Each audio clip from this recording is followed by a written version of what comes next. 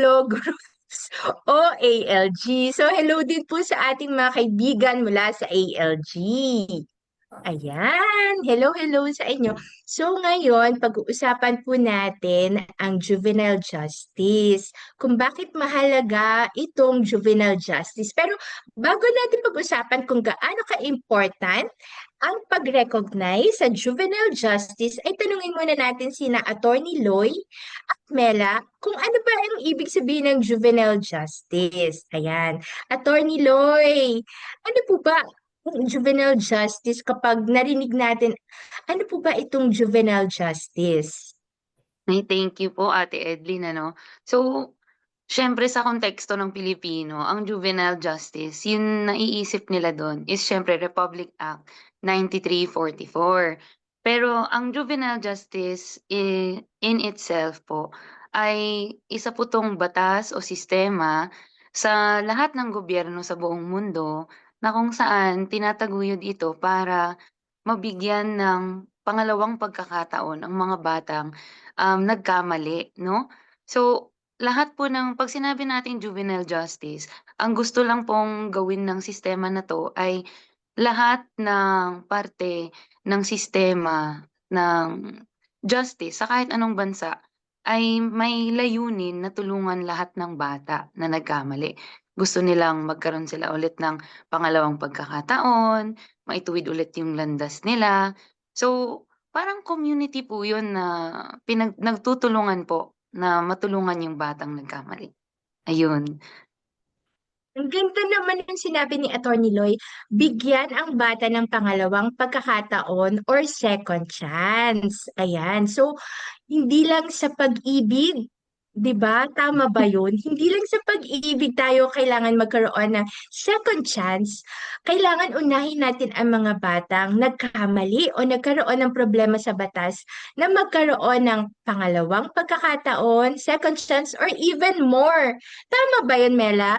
Even more chances kasi mga bata sila at yung juvenile justice nga na sinabi ni Attorney Loy, kailangan maranasan ng bata sa loob halimbawa ng justice or legal system, pero sa pangkaraniwang tao na tulad ko, halimbawa, gusto ko din, tama po ba na ang juvenile justice or ang justice para sa mga batang nagkamali ay maari ding maranasan o kailangan ding maranasan ng isang bata sa kanyang pamilya o sa community?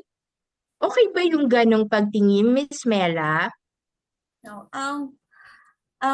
maganda yung layunin ng juvenile justice, no? Yung pagbibigay ng second chance sa mga bata ay isang pagkakataon na ah, para mabigyan sila ng pangalawang pagkakataon para maitama yung kanilang pagkakamali, no? Pagkakamali sa batas, no? Bukod dito ay dito sa juvenile justice ay maganda din yung layunin nito um, na ah, binibigyan nito ng protection at the same time ng liability yung bata sa batas, no? So itong juvenile justice ay um, magandang uri ng na sistema na mas napapangalagaan nito yung karapatan ng bata, no, ate. Thank you. Thank you, Mela. So, ibig sabihin, halimbawa, sige, diretsuhin na natin, Attorney Loy and Mela, no? Kasi may mga na-encounter din naman tayo talagang mga bata o kabataang nagkaroon ng problema sa batas. Halimbawa, may isang bata na nagnakaw. Si Father Tritz kasi, sa kanyang katandaan noon, tuwing meron siyang homily, hindi niya nakakalimutan ang isang bata na nagnakaw ng tinapay dahil sa kanyang kagutuman. Ayan. So, sige, pag-usapan natin. Halimbawa, may batang nagnakaw. Siyempre, ang sinasabi mo ba, Miss Mela, na yung sinabi mo na may liability din ang bata. So, ibig sabihin, hindi natin tinotolerate or hindi natin sinasabi na tama yung ginawa ng bata na dahil nagutom siya ay kumuha siya ng pagkain na hindi siya nagpapaalam or kumuha na lang siya ng pagkain na basta-basta. So, ibig sabihin, may pananagutan din siya sa batas? Yun ba yung sinasabi mo, Miss Mela? Oh, Ate Edlin, no?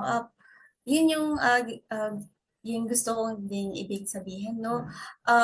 Pag pag yung bata ay na-involve sa pagnanakaw, katulad nung nabanggit niyo po, no?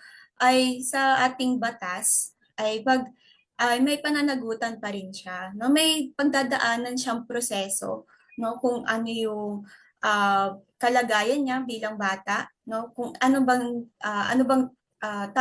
ilang taon na ba siya nung nagnakaw, no? May mga ginagawa ding proseso ang ating mga social workers na pag-assess kung nalalaman ba ng bata yung ginawa niya ay tama o mali, no? Sa mga gantong paraan ay nakikita natin yung liability, no, ng liability ng bata sa batas. Bukod dito ay hindi pa rin natin na pag yung mga bata ay nasangkot sa mga pagnanakaw ay hindi naman agad ito ay makukulong, no, but mag-undergo siya ng due process, no. Yun po, ate. Okay. Dahil nabanggit na ni Mela yung mga batas, halimbawa nagbigay siya ng paliwanag na may batas na nagpoprotekta or nagbibigay ng proteksyon sa mga bata kahit nagkaroon ng problema sa batas, tatanungin natin si Attorney Loy. So Attorney Loy, kanina nagsimula tayo sa kung ano ba yung ibig sabihin ng juvenile justice na napakagandang binigyan niyo ng paliwanag na pagbibigay ng pangalawang pagkakataon sa mga bata. Tapos, mamaya na natin pag-usapan yung restorative justice, no? Doon muna tayo sa batas dahil mukhang dederecho tayo later doon sa restorative justice kung ano ba yung ire-restore nitong batas na to. Kaya doon muna tayo sa batas, Attorney Loy. Ano ba yung mga batas na halimbawa na nagbibigay paggalang sa karapatan ng mga batang nagkaroon ng problema sa batas bukod pa sa proteksyon. Tapos, Attorney Loy, pwede mo ba ring, yun nga, i-share sa amin kung halimbawa, ano ba yung mga edad ng mga bata na pasok dito sa mga batas na ito? Ayan. Thank you, Attorney Lloyd. Go ahead po. Thank you, Ate Edlin, no? Napaka-technical ng tanong sa akin. Pero masaya po yan na ma-explain, no? So, ano nga ba yung mga batas na mahalaga sa mga batang nagkaproblema sa batas? Dalawa lang po yun, no? So, yung tawag po talaga sa batas natin is Republic Act 9344 or ang Juvenile Justice and Welfare Act. Na-amend na po ito, no? So, bali dalawa na yung batas natin, which is Republic Act 10630. Juvenile Justice and Welfare Act pa rin naman po yung tawag, pero may karugtong lang na as amended, no? So, ano ba yung bago na binigay sa atin nung pangalawang amendment, nung RA 10630? Ang maganda po kasi noon, marami tayong natutunan nung simula nung na-implementa yung RA 9344. Bale, ang amendment po ay una, clinarify po nung batas na yon na dapat mga bahay pag-asa ang tuluyan na kung saan dadalhin or ang facility na kung saan dadalhin ang mga batang kailangan lang ng intervention sa isang facility. Ngayon, hindi lahat ng bata ay kailangan ng intervention sa facility. May community-based pa tayo na tinatawag na interventions. So, kailangan matandaan din ng lahat ng ating mga manonood yon, ano? Tapos sumunod, pinag-igtingin pa ng 10630, ang RA 10630 na yung proseso ng simula na mahuli, for example, yung bata na nag-commit ng crime hanggang sa pagdating sa dulo na matapos niya. For example lang, mag-undergo siya ng diversion or intervention programs. Lahat po ng buong proseso na yun ay mas binigyan ng detalye at naging mas maingat para maprotektahan ang karapatan ng bata. Ngayon, doon naman po sa ano nga po ba yung pangalawa niyong tanong, Ate Edlin? Um, Yung ating pangalawang tanong ay Yung sa edad ba? Ay, O tama. Thank yung sa you. edad Yes. po? Ayan. Okay. Thank you po, Ate Edlin. So, yun po yung mga two main laws na tinitingnan natin, ano, pagdating sa juvenile justice. Ngayon, pagdating naman sa edad, ang sinasabi po ng Juvenile Justice and Welfare Act natin or JJWA is pagdating po sa edad ng 15 years old plus 1 day, ito lang po at pataas hanggang under 18. Ito lang po yung edad na may pagkakataon na na mag-undergo ng sinasabi kanina ni Mela ng questions if may discernment ba yung bata, no? So, ibig sabihin lang po nun is kapag 15 years old ang bata, pababa, hindi po puwedeng ma-assess kung may discernment ba siya. Kasi siyempre bata pa siya. Alam natin mga adults na ang mga bata ay hindi pa buo o hindi pa ganap yung kanilang mental and emotional na, state 'no, kasi naggo-grow pa sila. If familiar po tayo 'no sa development ng bata, alam natin na maraming stages po yun at kailangan natin titingnan yun at yun din yung tiningnan ng batas kung bakit po ang minimum age of criminal responsibility natin ay 15 years old and 1 day. Yun. So, thank you po Ate Edlin sa tanong yun, no?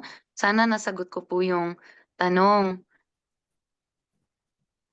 Yes, nasagot mo yung tanong, Attorney Loy, at kanina din nasagot din ni Mela. Pareho kayong very good. At dahil nabanggit ni, yun nga, di ba? Ang ganda ng kwentuhan kasi meron din akong napipick up talaga from our special guest. So, nabanggit ni Attorney Loy na ang minimum age of criminal responsibility ay 15 years old and 1 day. Tama po, Attorney Loy?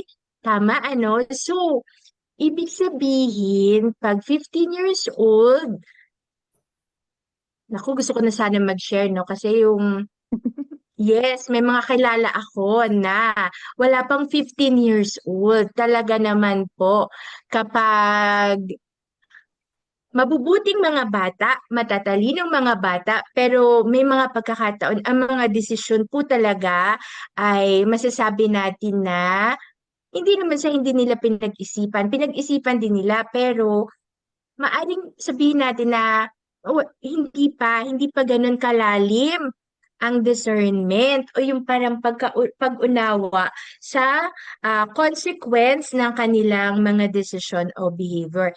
Kaya maganda pong nabanggit ni Attorney Lloyd na talaga na ang minimum age of criminal responsibility ay 15 years old plus 1 day.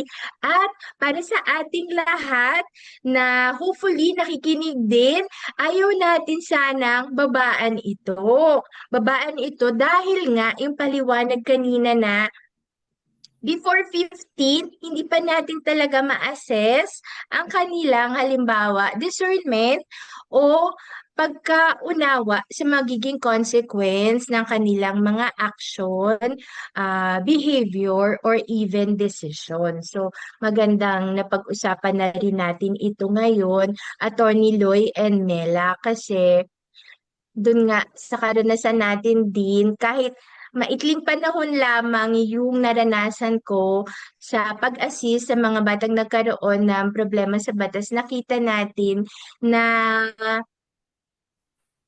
may iba't ibang kahandaan. May iba't ibang kahandaan halimbawa sa kung gusto na ba nilang halimbawa mag-aral ng tuloy-tuloy, gusto na ba nilang, o sige, maging diretso na tayo, di ba? Gusto na ba nilang itigil halimbawa ang paninigarilyo, may mga ganyan, di ba? O gusto na ba nilang itigil kung ano man ang nakasanayan nila. Dahil napapag-usapan natin itong mga nakasanayan na ito, naku, Mela, may tanong ako sa'yo. May tanong ako sa'yo.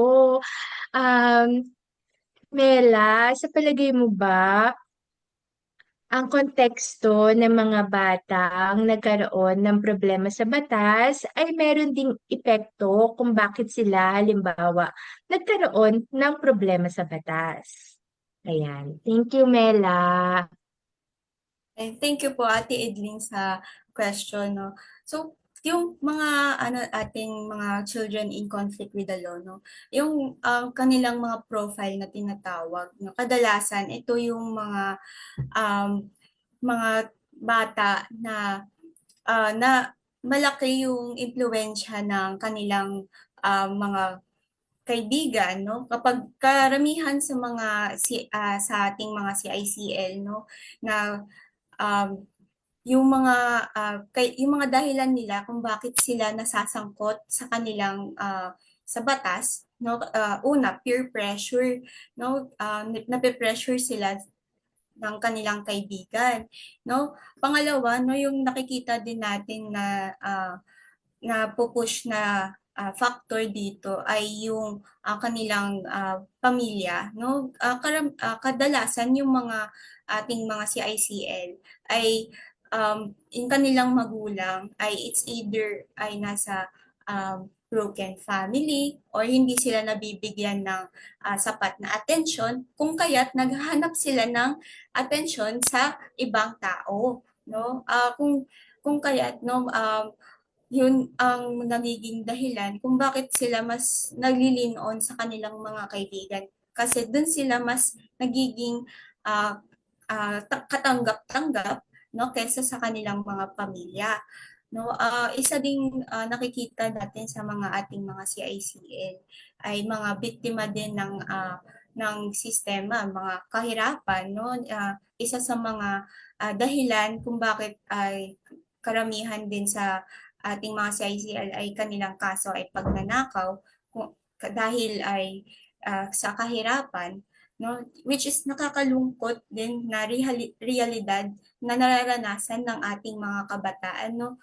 So na imbis na nasa kanilang mga paaralan, nag-aaral, nag no, nasa kalsada, no, naghahanap buhay, no, dumidiskarte, no, kung minsan tinatawag nila, no, dumidiskarte na yung uh, ginagawa nila sa lansangan.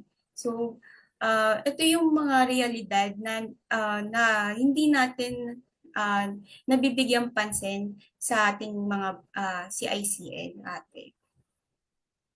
Salamat, Mela, sa iyong sharing. Dahil dun sa sharing mo, may mga naalala din ako. Ayan, so tatanungin din natin, Mela, si Attorney Lloyd dahil kasi yung sinabi ni Mela kanina, Attorney Lloyd, na halimbawa, 'di ba, may mga bata daw na nagkaroon ng problema sa batas na galing sa mga broken families. Pero pwedeng sabihin ng ating um, mga kapwa na nakikinig or even yung mga hindi nakikinig dito sa ating kwentuhan ngayon na meron namang mga bata na galing halimbawa sa mga magulang na nagkahiwalay o sa pamilyang hindi magkakasama pero hindi sila nagkaroon ng problema sa batas. So, o kaya mahirap din naman ako noon, pwedeng ganyan ang mga paliwanag. Mahirap din naman ako noon pero hindi ko naisip na kumuha ng gamit na hindi sa akin. O kaya marami akong paghamon sa buhay. Pero, hindi ko naisip magbarkada. Ang pinili kong barkada, yung mga mababait. Yung mga barkadang iba ang impluensya, hindi ko sila pinili. So, ano yung pwede nating sabihin sa mga ganitong paliwanag or ganitong pagtingin, Attorney Lloyd?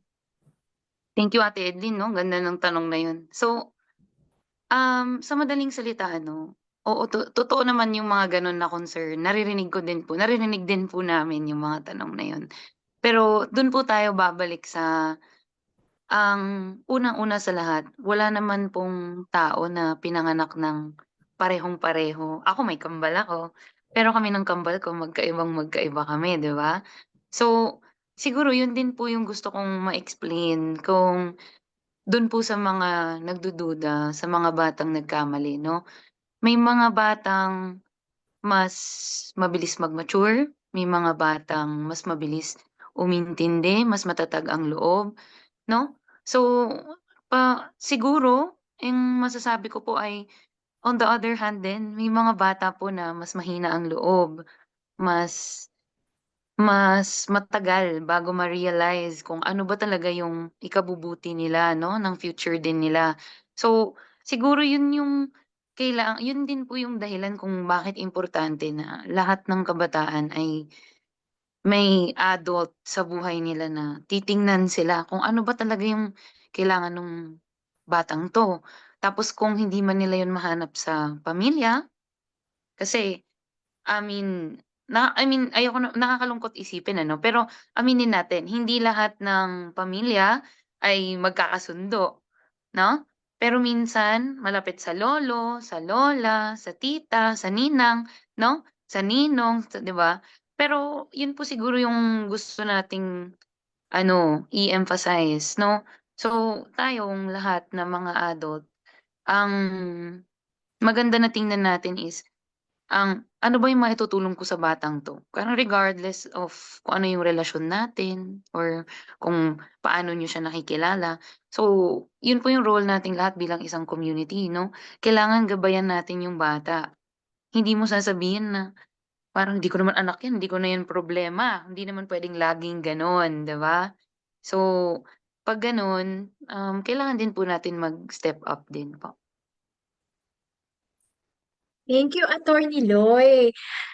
Gusto ko yung sinabi ni Attorney Loy din, Mela, na may mga bata na hindi agad nila naunawaan or nalalaman kung ano yung ikabubuti para sa kanila. So, meron din akong mga kilalang bata na talagang pag nakaramdam, talagang feel na feel nila yung feelings, di ba may mga ganon, yung talagang matindi ang kanilang pagdamdam sa kanilang naranasan. So talagang iba't iba ang mga bata. Tapos, gusto ko ding dumako doon sa sinabi din ni Attorney Loy na malay natin, 'di ba? Kailangan ng bata, even si Mela kanina nabanggit niya rin na kailangan ng bata ng adult support. 'Di ba? So, kailangan ng adult support. So, malay natin itong mga batang nagkaroon ng problema sa batas. Sabi nga, sa development tama, sa development ng mga bata, kailangan kahit isang adult meron ng isang bata yung nagbibigay ng unconditional positive regard. Naks naman, meron pa akong natutunan sa pagre-review ko. Ayan. So, pwede nating isipin na itong mga bata na nagkaroon ng problema sa batas, magbigay din naman tayo ng benefit of the doubt. Huwag tayong judgy. Tama ba? Ito yung mga term ng mga Gen Z ngayon, ano? Huwag tayong judgy, ayan, huwag tayong judgmental na malay natin tong batang ito, wala naman siyang adult figure na nagbibigay talaga sa kanya ng unconditional positive regard. Yung kahit anong gawin niya, tanggap at mahal siya. So kaya nalagay siya sa ganoong sitwasyon. Ayan, dahil dyan talagang nakikita natin kung ano talaga ang advocacy ng HLAB, ng ERDA at saka ng ALG. Pero maaring sa communities natin ay meron din namang mga katanungan, Mela, Attorney Loy, na paano naman, 'di ba? So ito yung mga karapatan. Mamaya mas dadamihan pa natin kung ano yung mga karapatan ng mga batang nagkaroon ng problema sa batas. Pero dako muna tayo dun sa kabilang side. Hindi naman natin sinasabi na kalaban, walang ganon. Pero dako din tayo doon naman sa mga karapatan naman ng mga biktima. O kaya, biktima ba yung tamang term? O kaya yung mga nagkaroon nga ng problema sa batas yung bata. So, hindi nga siya nakapag-isip ng malawak o ng mabuti. At yun nga, hindi niya sinasadya na meron siyang masaktan, 'di ba? Masaktan na kalooban, masaktan na tao, na maaring adult or even maaring kapwa-bata. So, ano naman po, Attorney Loy and Mela, ano naman po yung mga karapatan ng mga tao na nasaktan, halimbawa, doon sa pagkakaroon ng problema sa batas ng mga bata o kabataan? Ayan. Sinong gustong maunang sumagot? Ayan. Nakangiti Nginitian si lang tayo. Mela. Oo, nakangiti si Mela. Mela, ikaw. Mauna na ako. Okay. No, um, yung maraming mga karapatan yung mga bata. No? Yung pagdating naman dun sa mga ating biktima, no? Isa sa nakikita nating karapatan na pwede nilang ma makuha, no? Yung una, yung may karapatan sila na mag-undergo ng mga programa, no, intervention programs na kung saan pwede silang pwedeng makatulog sa kanila sa kanilang recovery, kumbaga sa trauma na naidulot nung ng masamang nagawa ng ating CICL. No, bukod sa intervention program, no, pwede din karapatan din yung ating mga biktima na humingi ng legal na advice, no, lalo na sa mga sa ating mga CICL na meron namang discernment, nasa above minimum age of criminal responsibility, no? Karapatan din nila na magkaroon ng legal representative o makuha ng abogado, no, para maproseso yung kanyang kaso. No, isa ito sa matutulong o malaki ang tulong nito sa recovery din ng ating biktima, no. Bukod dito, yung biktima, no, ay pwede din kung para sa kung makakatulong sa kanyang recovery, ay pwede din um, humarap din siya sa batang nagkasala sa kanya kung makakatulong sa kanyang recovery. Pero syempre, hindi natin i-advise o ipipilit yung biktima na pagharapin sila ng CICL.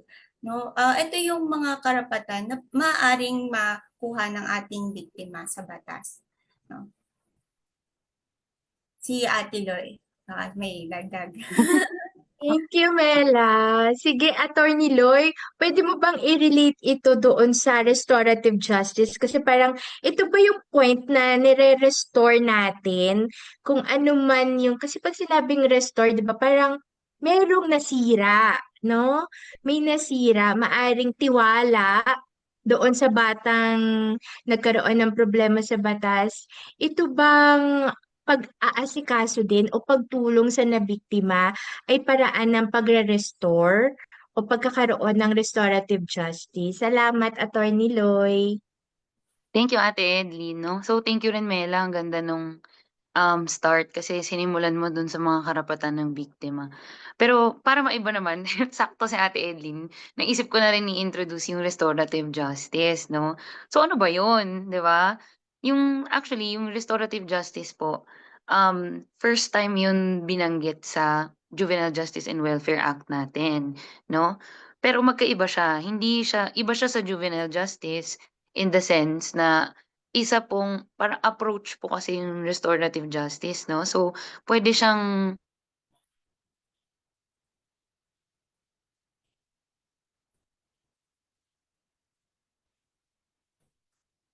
ano ba 'to, lugar like kunwari sa school, sa bahay, pwede kang mag-restorative justice sa pamilya, sa barangay, pwede mo yung gamitin kasi approach siya, eh. So, hindi siya exclusive sa Juvenile Justice and Welfare Act lang, no? So, pero ano ba siya, kaya siya maganda na nabanggit siya sa Juvenile Justice and Welfare Act kasi sa JJWA, meron tayong tinatawag na diversion.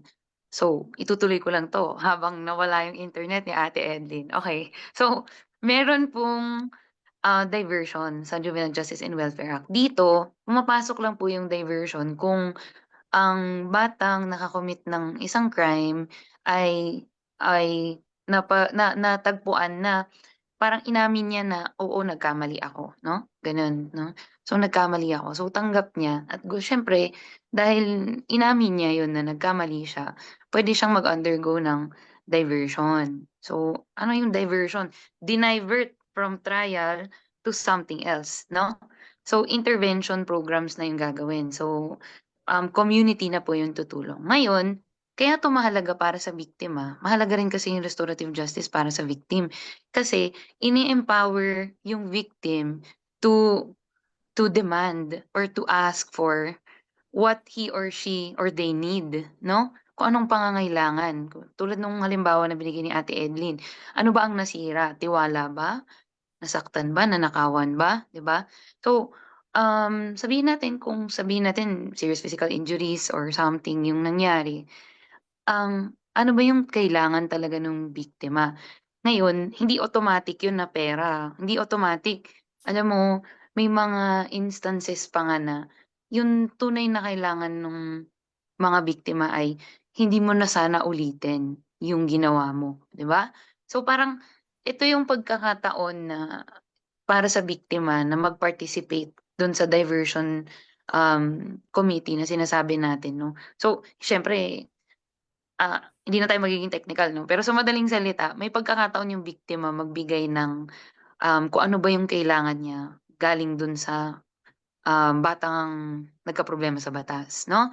So yun yung maganda sa restorative justice. Pero isisingit ko na lang din kasi sa restorative justice hindi lang po yung batang nagkamali at yung biktima ang kasama. Ang isa pang ikinagaganda nito, kasama rin po yung komunidad.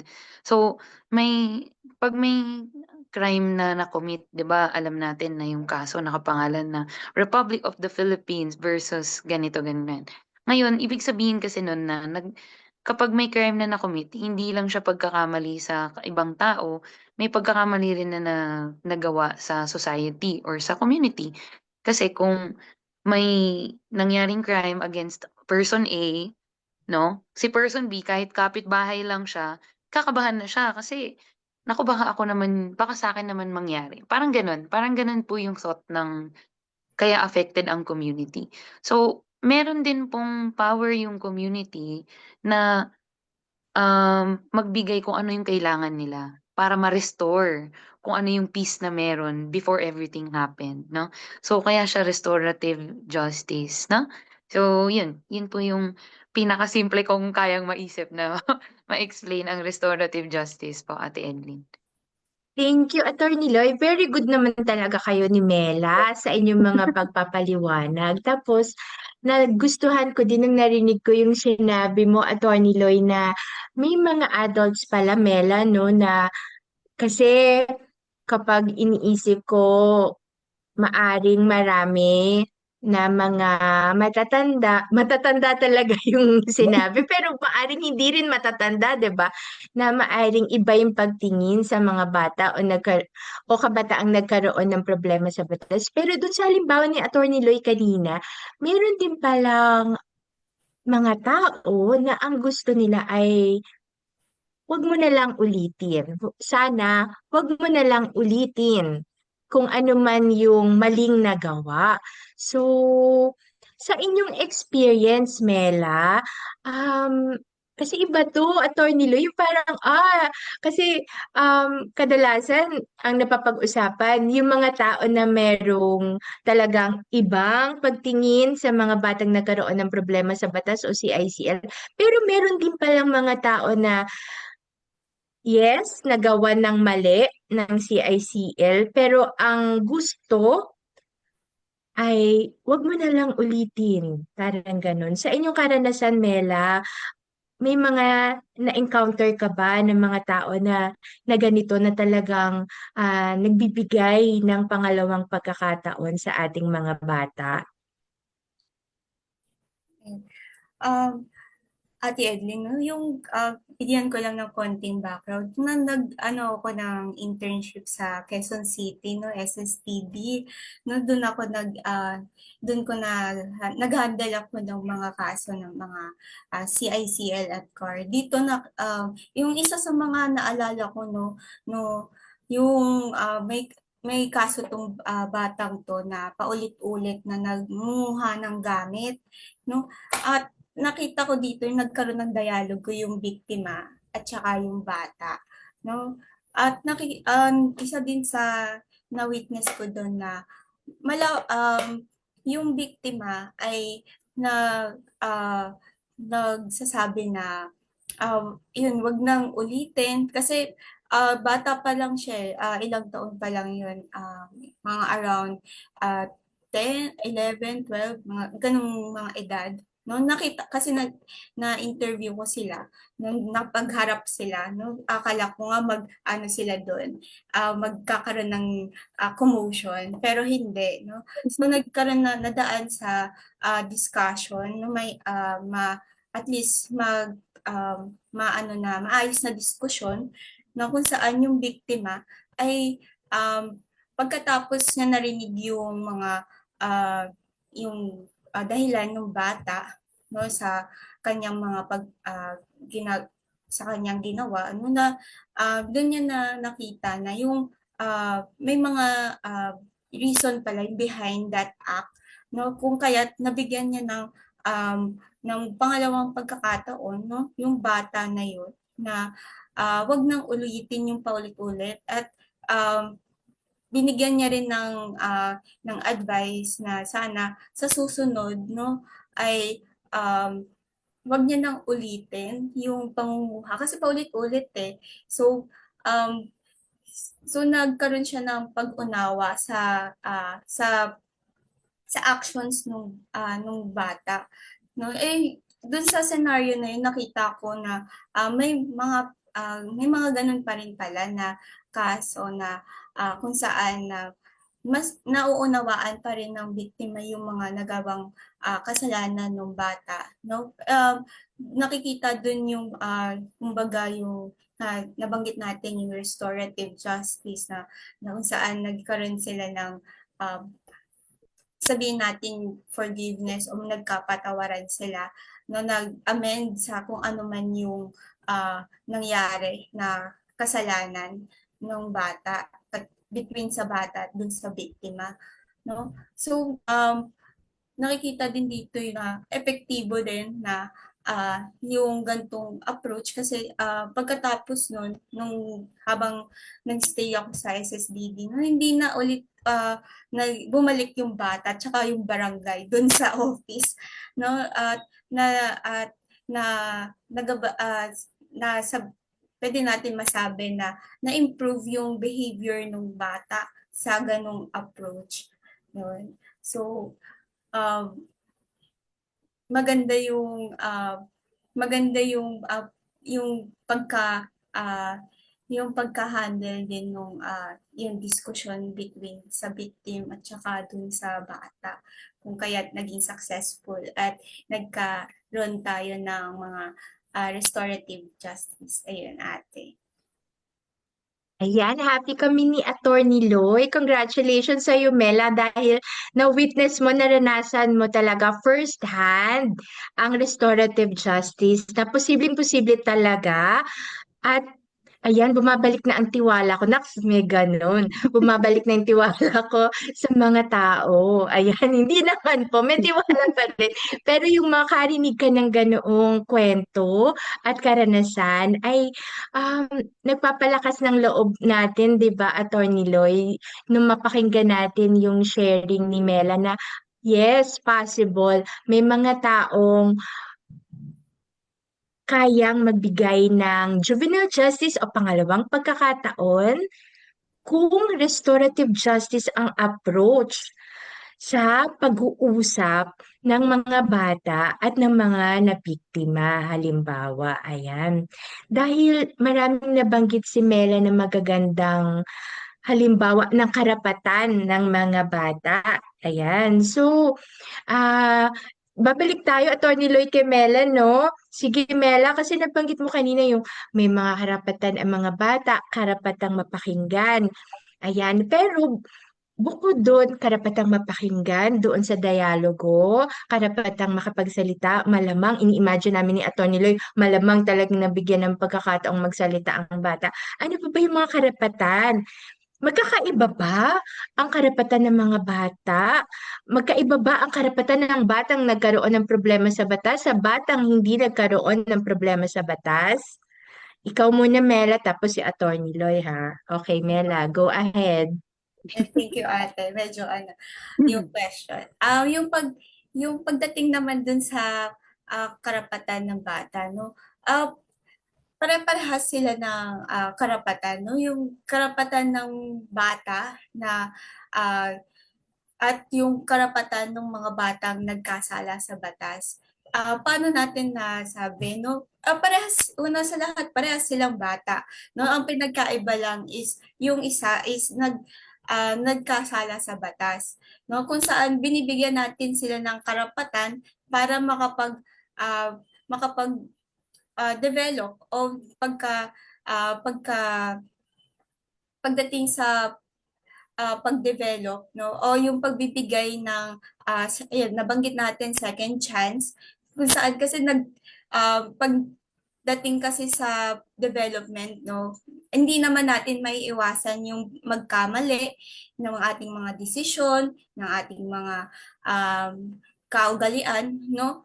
Sa isang bagay, no? Ayun din yung binibigay nating karapatan sa bata, no? Na karapatan niya makapagsimula uli sa kanyang mula doon sa ah, maling nagawa niya, no? So bukod dito sa karapatan na to, ay karapatan din niyang ah, na makapagpatuloy sa kanyang edukasyon, no? So ah, bawat bata ay may karapatan sa mag-aral, no? Kahit bata yan nagkasala sa batas, no? Ay meron pa rin mga programa tayo na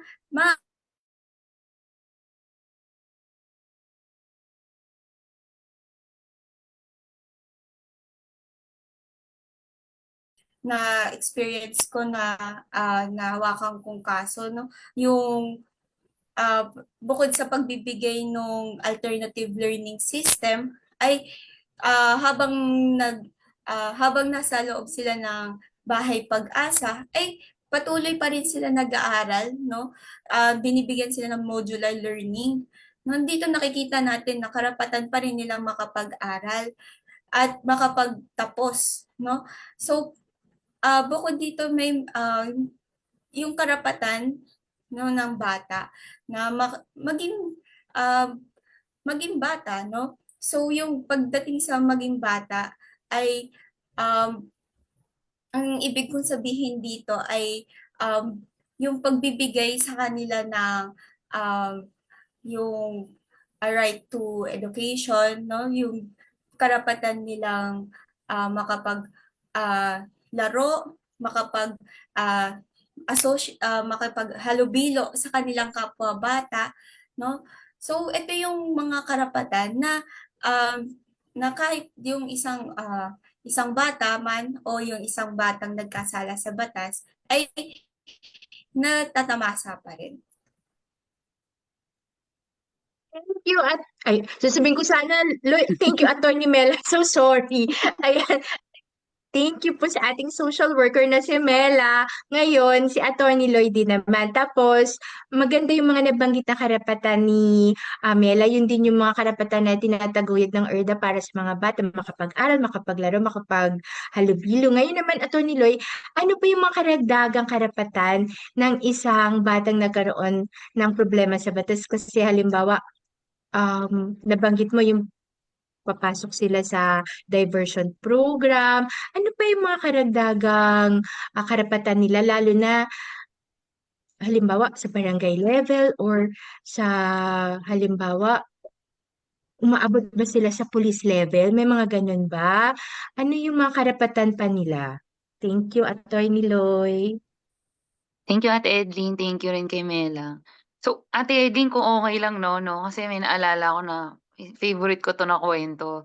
Kasi naalala ko dahil sa kwento ni Mela. Bago ko lang sagutin yung tanong nyo, no?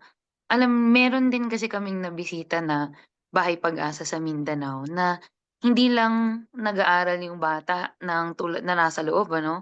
Alam mo ba na lumalabas sila, pumupunta sila ng school.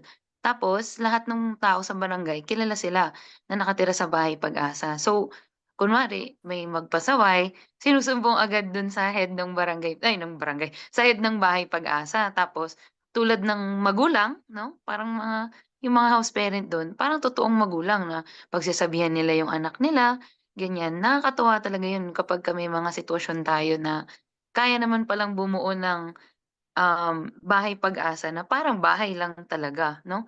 Parang normal lang na bahay, hindi parang nakakulong lang doon yung bata, no? Yun. So, para masagot ko naman yung tanong mo, ano pa ba yung mga karapatan sige dun tayo sa sabi mo ano ba yung karapatan nila sa barangay, sa pulis, 'no? So, maganda yun kasi maraming puwedeng makakita sa bata kung siya'y nagkamali, 'no? So, sabihin natin una sa pulis or si barangay tanod ang nakakuha or may civilian na kung sino yung biktima dinala niya yung bata sa barangay o sa pulis 'no?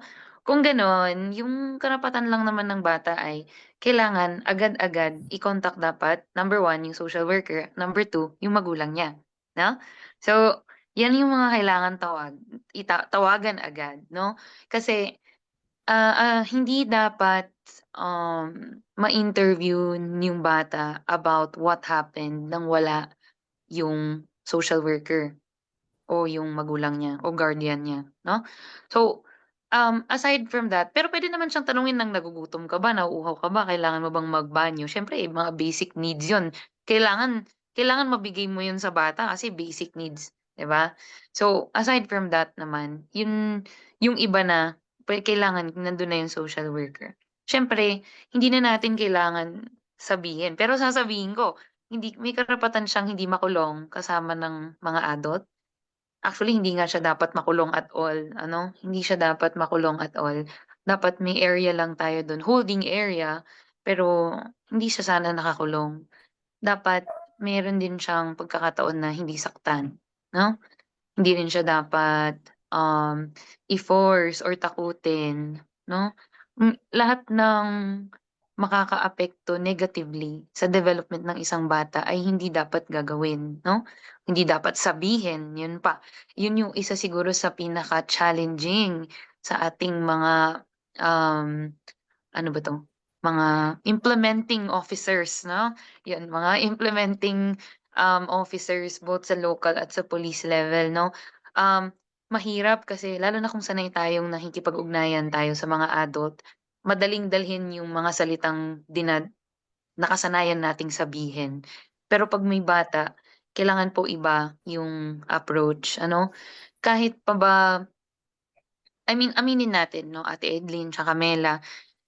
Yung mga krimen ng mga bata 'no, unfortunately ay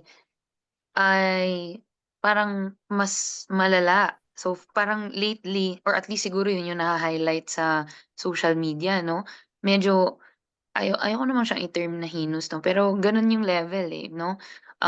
Sabihin na may rape, may murder, paano naman yung mga ganong kaso?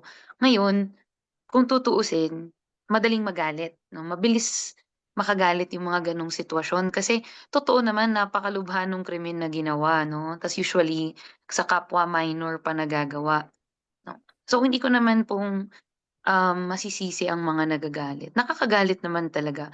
Pero kailangan siguro ang i-challenge natin sa sarili natin ay 'wag natin tingnan o ikabit yung ginawa o nangyari dun sa bata mismo. Kasi 'pag tiningnan mo lang yung bata, ang tanong talaga na lalabas sa isip mo ay, "Bakit?" 'No? Paano? Kasi kung tutuusin, ano ba, bigay tayo, 15 years old, 14 years old, 10 years old, hindi pa dapat 'yan pumapasok sa, pag-iisip nila. So magtatanong tayo na, bakit? Paano 'yun napunta sa pag-iisip nila na gawin, na subukan, 'di ba? So ayoko naman mag-ano, mag-conclude 'no, pero kung manghuhula ako, may access na rin ang mga bata ngayon sa social media at hindi natin 'yun tayong mga adults, parents, mga tita, tito 'no, tayong adults, hindi naman natin nakokontrol minsan 'no, yung mga gano'ng access nila na kailangan pala nila ng gabay sa mga pick up nila elsewhere, not just in school or not just sa barkada siguro 'no, pero may social media pa tayo. Nadagdagan pa tayo ng other source na hindi pa natin alam na kailangan pala nila ng gabay 'no. So, siguro ang ano ko din dun ay aside from yung mga karapatan nila na 'pag may nagawa na silang krimen, baka maganda rin, bigyan pansin na ano ba yung karapatan nila para hindi na sila gumawa ng krimen. Karapatan nila na mabigyan ng tamang gabay, karapatan nilang mapakinggan sa bahay, 'no? kailangan mabuo nung mga tao sa bahay, mga tao sa paligid nila, yung relationship na kailangan ng bawat isang bata, 'no? Yun po siguro yung isa kong gusto ko pang idagdag sa tanong ni Ate Edlyn. Thank you, Attorney Loy. Napakahirap talaga, 'di ba, for Hmm. us, lalo na sa mga kapwa natin na hindi naman sa ganitong larangan, 'di ba, no? Yung hindi wala sa social work or sa development work, Mela, no? Or sa lawyering for mga karapatan ng mga bata. So napakahirap, isang challenge talaga na maging iba yung pagtingin natin, yung pagtingin na nararapat sana para sa mga batang nagkaroon ng problema sa batas. Pero napakinggan naman natin kanina na ayun nga po, mga nakikinig, ang juvenile justice ay pagbibigay ng pangalawang pagkakataon sa mga bata o kabataang nagkaroon ng problema sa batas at ito ay magiging successful kung restorative justice ang ating approach o kaya ang ibig sabihin ng restorative justice ay yung talagang pakikinig, okay? Pakikinig, pag-unawa sa konteksto ng batang nagkaroon ng problema sa batas. At gusto din natin yung sinabi ni Atty. Loy na tulungan din natin ang mga bata na ma-prevent, no, Mela, no? Na ma-prevent naman sila sa pagkakaroon din ng problema sa batas. Tapos ngayon, pwede yung sabihin ng mga ibang magulang, naku po, ginawa na po namin ng lahat. Naks, nag-role-playing pa si Ate Edlyn, di ba? Nag, ginawa na po namin ng lahat, kaya lang po, ganun pa rin ang ginawa ng anak namin. So, yun yung sinabi ni Atty. Loy kanina na yun sa kanyang example sa Mindanao experience na it takes a village to raise a child. So sa mga magulang, hindi po natin kailangang sisihin ang ating mga sarili ng todo-todo, na pwede po tayo mag-reflect kung halimbawa ano po yung nagawa natin, ano yung hindi nagawa natin. Pero hindi po talaga magulang lang. Although ang magulang ang first na accountable sa ating mga anak o first na responsible, pero ang mga adults din po sa paligid ay responsible sa lahat ng mga bata. Especially po sa mga batang nagkaroon ng problema sa batas. So, ang mga batang ito ay may kapitbahay, di ba? Attorney Loy at Mela, may mga kapitbahay, may mga guro, di ba? May mga taga-barangay, ayan. May mga taga-palengke, may nagtitinda-tinda, 'di ba? So may mga ang daming matatanda sa paligid na maaring gumapay at sumaway sa ating mga anak. Naku, nabanggit ni Attorney Loy ang internet, social media. Sa susunod, pag-uusapan din natin, pero banggitin na din natin, 'di ba? May mga city na may ordinance po, mga kababayan natin, na tuwing pasukan. Ayan, kung Monday to Friday, 8 o'clock hanggang 5 o'clock, o kaya alas 6, meron bang mga alas 7 pa lang may pasok na, hindi po natin tatanggapin ang mga bata sa ating mga PisoNet o internet station. Dahil ang priority po ay makapag-aral. Okay lang sana kung kaya niyong gabayan eh, di po ba? Attorney Loy and Mela, okay lang kung kaya niyong sawayin na wag mag-games. Ayan, may pinanggagalingan ba? Biglang ganun. Ayan, so kailangan po nating magtulungan as a community para po ma-regulate ang social media or internet use ng mga bata o ng ating mga anak. Kasi hindi yun madali, Mela, no? Even for parents, no? Na talagang i-regulate yung social media use or gadget use ng ating mga bata o anak. Yan, ang ganda ng kwentuhan natin. Ngayon, dahil malapit na tayo mag-isang oras, ayan, gusto rin po pala nating batiin lahat ng mga nanonood, hindi lang po from Metro Manila, kundi yung ating mga communities din po sa Western Visayas, especially po sa Iloilo ay nakikinig po sa atin.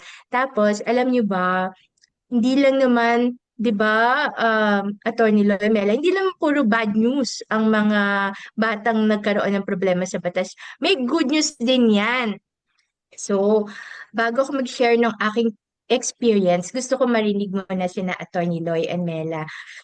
Kung halimbawa, nagbigay tayo ng juvenile justice pangalawang pagkakataon through restorative justice, yung approach na makabata, 'di ba? At nagbibigay ng katarungan hindi lang sa mga bata, kung hindi sa mga nabiktima, at saka yung mga programa ng HLAF para sa mga CICL, at saka yung maayos ng pagpapatakbo halimbawa ng mga bahay pag-asa, so may good practices din pala.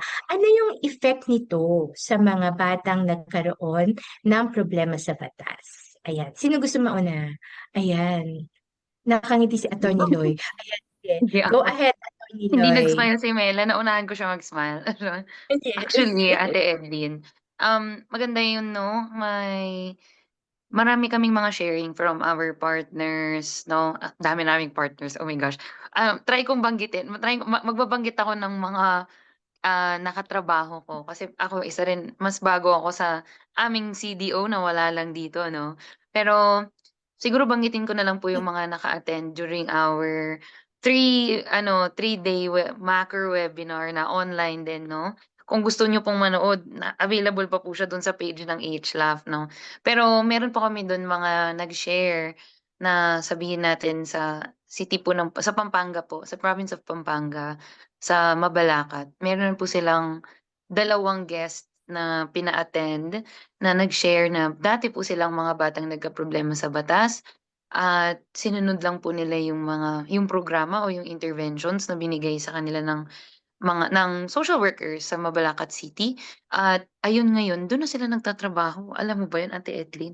Nakakatuwa talaga, no? So, yun po yung ikinatutuwa namin, no? Kasi nung nag-share sila, mahiyain lang sila. Pero naramdaman namin yung pasasalamat na meron sila sa mga social worker at sa mga advocate ng juvenile justice sa Mabalacat City. Kasi, syempre, kapag bata ka, nagkamali ka, nakakatakot isipin na ganito na lang ba ako habang buhay. Pero pagka may mga taong naniniwala pa sa'yo, tinutulak ka pa sa tamang landas, parang nakakatuwa rin lalo na 'pag makarating ka na dun, 'no?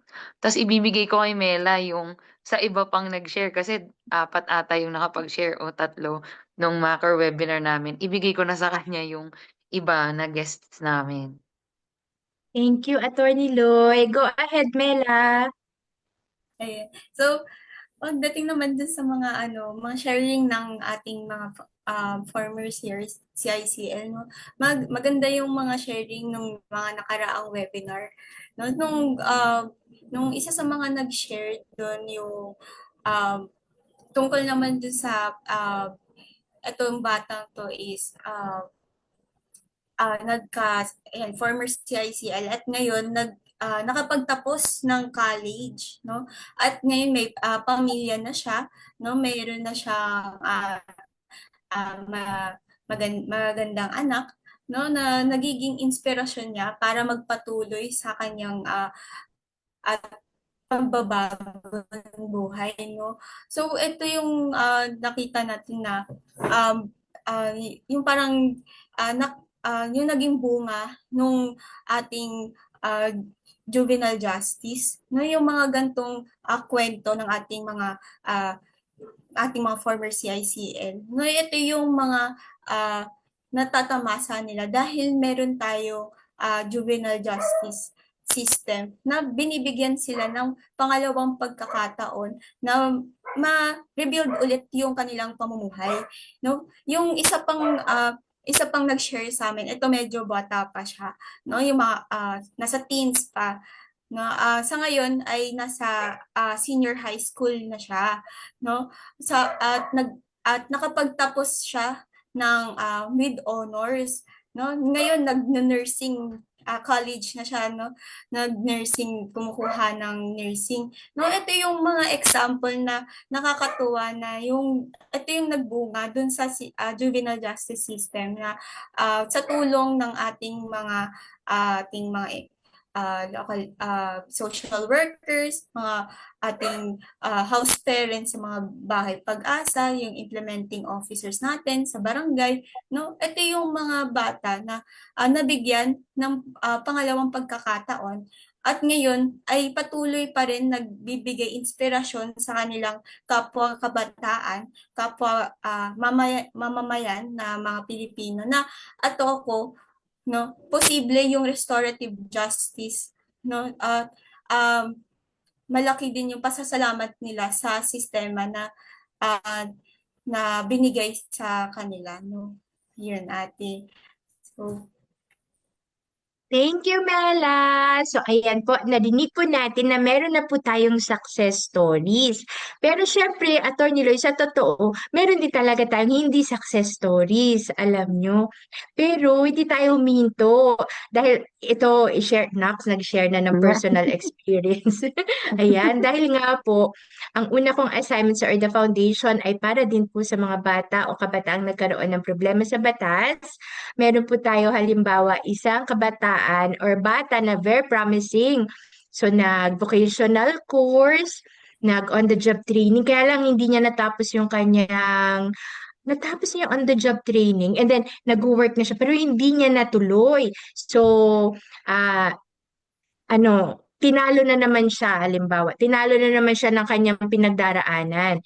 Pero alam niyo po ba, after some years, nandun po ako sa SSS, naksa, nandun po ako sa SSS. So, magbabayad po ako ng benefit para sa kasambahay. So, sa mga nakikinig po na merong kasambahay, so, wag po natin kalimutan ng kanilang benefits. Ayan po. So, habang naghihintay po ako doon may ganun pa, di ba? Advocacy, Attorney Loy. So habang naghihintay po ako sa turn ko, mayroon lumapit po sa akin. Tapos, siya po ay dati naming batang Erda.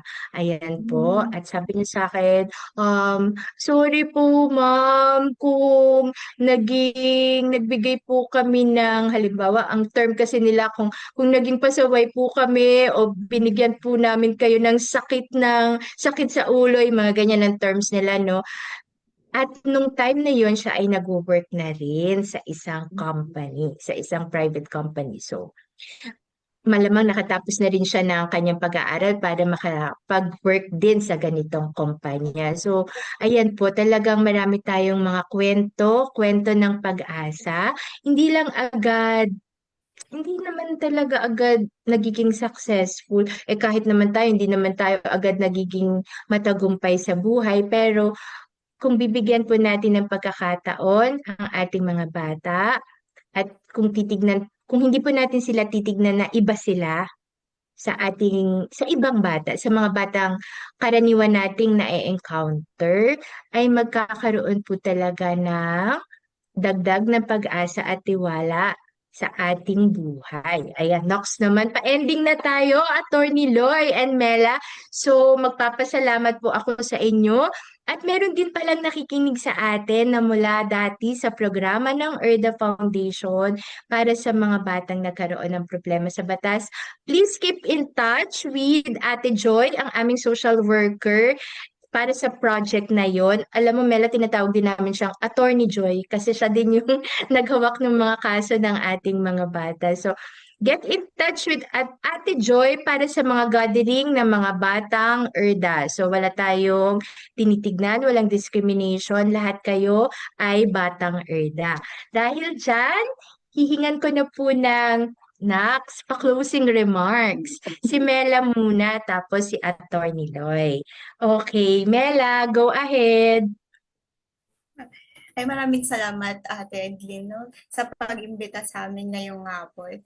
So bilang pagtatapos, no, gusto ko lang sabihin na talagang ang CICL ay pag nabigyan ng pagkakataon o ng second chance ay hindi natin ah, no, dito magkakaroon siya ng pagkakataon para magbago muli, no, at makapagbuo uli ng kanyang buhay, no. At pagdating naman sa ating komunidad, no, mahalaga din na malaman din natin yung ating gampanin bilang isang komunidad, mahalaga na makita natin na may role tayo ah, sa sa development ng isang bata. Kung kaya't ay dapat pahalagahan natin o bigyan natin importansya yung mga karapatan ng bata, no? So sa mga magulang, no, bilang isang primary caregiver, isa sa mga malapit sa mga bata, no, nagdadala ng responsibilidad upang mas magkaroon pa ng mabuting development ang isang bata. Mahalaga na bilang isang magulang, kanilang karapatan, no, bukod sa section, no, mahalaga din na mapakinggan natin yung mga boses ng ating mga anak, no, at mahalaga din na bilang isang komunidad ay wag natin baliwalain yung boses din ng na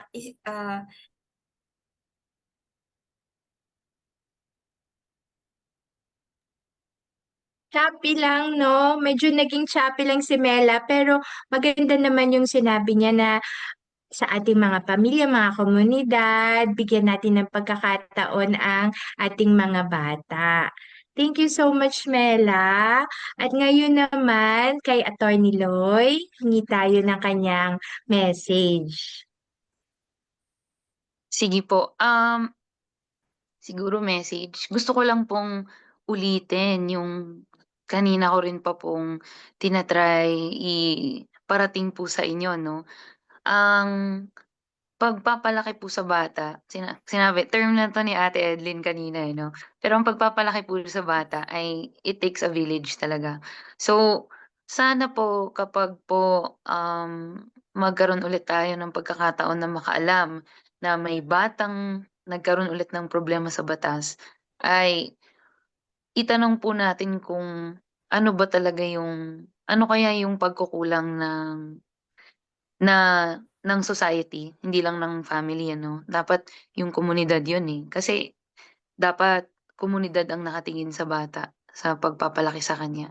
So sana dun po una tayo titingin. Pero most importantly po or pinaka-importante ay bago pa sila magkamali, no? Sana po ay nakikita na natin kung ano ba yung pangangailangan ng mga bata sa komunidad natin, 'di ba?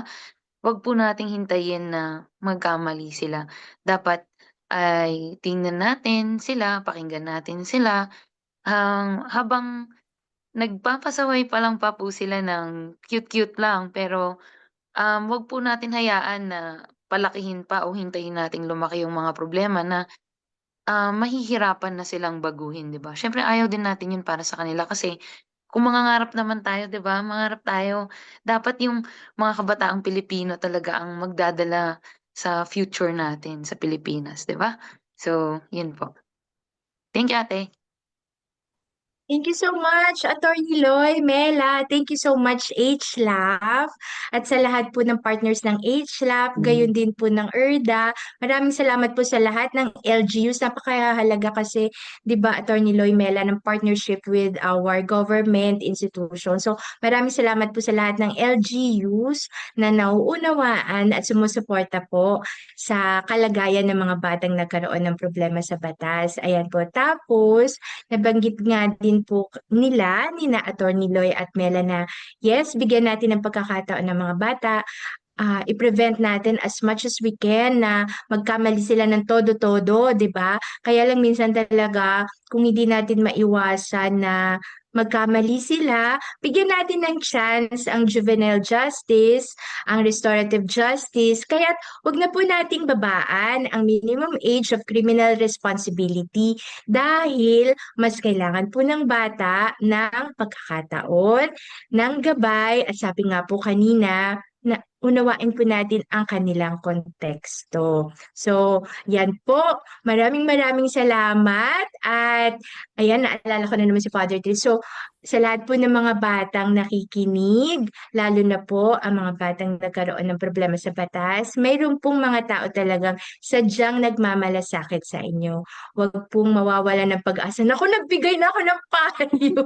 Talaga naman. So, pero ang minimithi po nating lahat ay magkaroon ng makabatang buhay ang mga bata. Maranasan nila ang tunay na ibig sabihin ng pagiging bata, makapag-aral, 'di ba Mela, makapaglaro, Attorney Loy, at maging abogado kayo, maging social worker kayo in the future, may mga ganyan. So, hindi po hadlang ang anumang hamon sa ating buhay.